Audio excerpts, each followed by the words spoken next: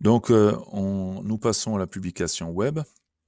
Alors, ce qu'il faut bien comprendre, c'est que la publication web fonctionne comme un filtre. Donc, j'ai la vue élève avec les activités seules. Je peux inclure les compétences, je peux cocher, décocher les différentes fonctions ou différentes parties que je veux inclure.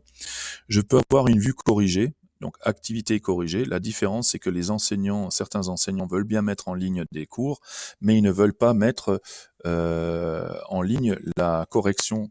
Ils préfèrent l'utiliser en classe. D'où cette possibilité de passer de la vue élève activité seule à la vue élève activité corrigée.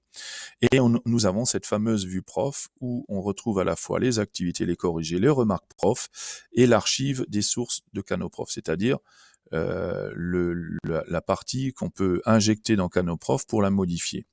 Je peux aussi mettre un code d'accès sur le cours. Alors c'est pratique lorsque je veux simplement que les élèves participent au cours et le lendemain et le soir même, avec un code que je leur donne durant le cours, ils peuvent accéder à ce cours. Et j'ai toutes mes séances, première séance, deuxième séance, troisième séance, et je vais générer. Donc là, dans mon cas présent, je vais prendre toutes les séances en une seule fois et la vue élève avec les activités seul, puisque je n'ai pas d'exercice corrigé dedans. Donc, je fais une publication. Je peux lui donner un habillage. Alors, je peux mettre bleu. Donc, il faut que je régénère ma publication pour changer les modifications. Une fois que c'est fait, je vais diffuser mon cours vers mon domaine. Donc là, comme c'est un cours pour les élèves, eh bien, je vais le mettre sur le domaine des élèves. Je vais pouvoir le mettre en ligne, je peux le ranger dans un dossier, je peux créer un dossier. Donc là, si je fais créer un dossier, je l'appelle Liban, par exemple. Je fais OK. Et dans ce dossier, je vais publier mon cours. Je peux le renommer.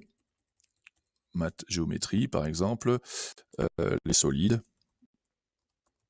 Voilà. Et je fais envoyer.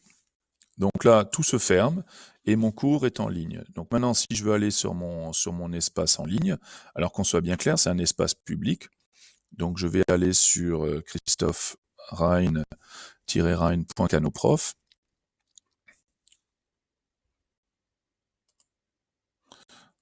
Je vais donc, comme je suis connecté, j'ai les deux domaines.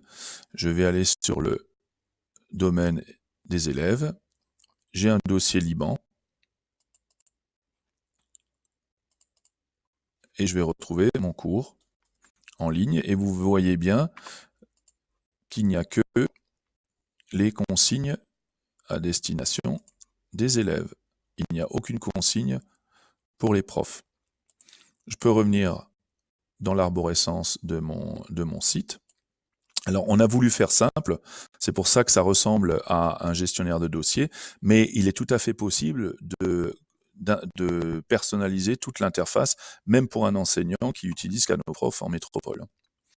Donc, je reviens maintenant sur ma génération, et cette fois-ci, je voudrais faire une publication prof pour mes collègues. Donc, je fais de nouveau générer. Je fais diffuser, et cette fois-ci, je vais le diffuser vers une autre destination. Je vais l'envoyer vers le domaine des enseignants, où il faudra être identifié sur Réseau Canopé pour y accéder. Donc, globalement, ce sont les enseignants qui vont pouvoir y accéder. Donc là, je vais dans... pareil, je vais créer un petit dossier. Je vais l'appeler Liban. Je fais OK. Je fais ajouter. Donc, il me fait une publication maths géométrie prof. Je le laisse comme ça. Je fais envoyer. OK. Donc, maintenant, je retourne sur mon site. Je reviens en arrière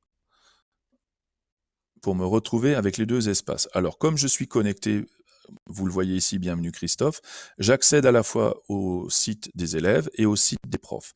Si je me déconnecte, je vais le faire après. Donc, je rentre maintenant dans ce site des profs. J'ai fait un dossier Liban. J'ai maths géométrie prof. Vous voyez, l'intitulé n'est pas le même. Et vous allez voir maintenant que dans mes séances, j'ai les remarques, vous voyez, j'ai les remarques pour les profs.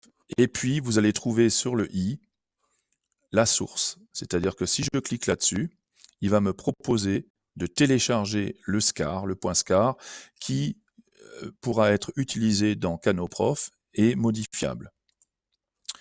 Donc maintenant, si je reviens en arrière, j'ai aussi accès à des QR codes. Chaque cours est accessible au QR code, avec un QR code qui est très pratique en classe. On vidéoprojette le QR code et les élèves peuvent scanner le QR code avec les smartphones. Je reviens sur mon Canoprof, là. Si je veux une version d'une autre couleur, si par exemple l'année suivante je veux reprendre le cours et je ne veux publier que la première séance pour mes élèves, donc je vais prendre la version élève, première séance, puisque nous venons de la faire, je fais générer.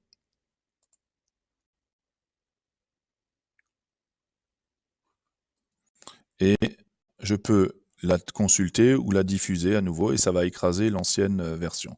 Donc là, je peux même télécharger une version hors ligne, portable, qui sera donc, j'enregistre le fichier sur mon ordinateur et je l'ouvre comme un site web qui se trouve hors ligne.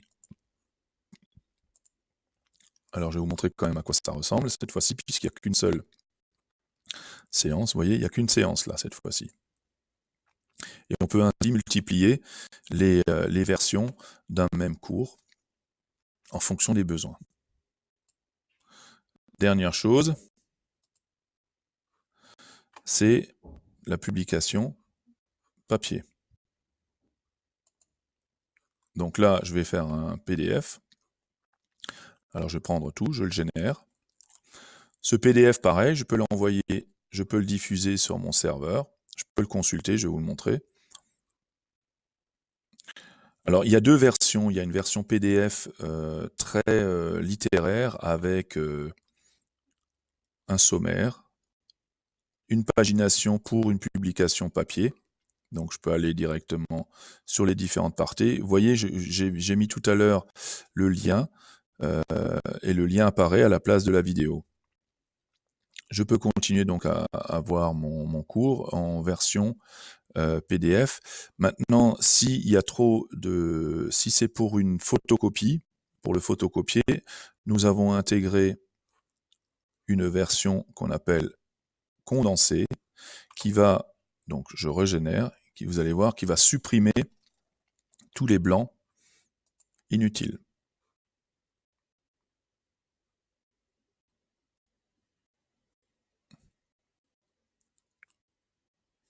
Voilà, vous voyez, il n'y a plus de sommaire, tout est condensé et tous les blancs ont disparu.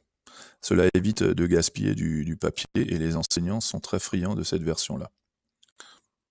Donc, il me reste une dernière chose à vous montrer, c'est l'intégration. Donc, je peux intégrer ces différentes versions web dans un Moodle ou une plateforme qui permet d'intégrer des sites HTML ou des pages HTML comme ressources complémentaires. Mais je peux aussi créer des activités quiz, par exemple. Je vais créer un petit quiz. Donc, je l'appelle test. Je peux accrocher donc des quiz, des questions à cette version-là. Et ce qui est intéressant, c'est dans la version web. Je vais enregistrer.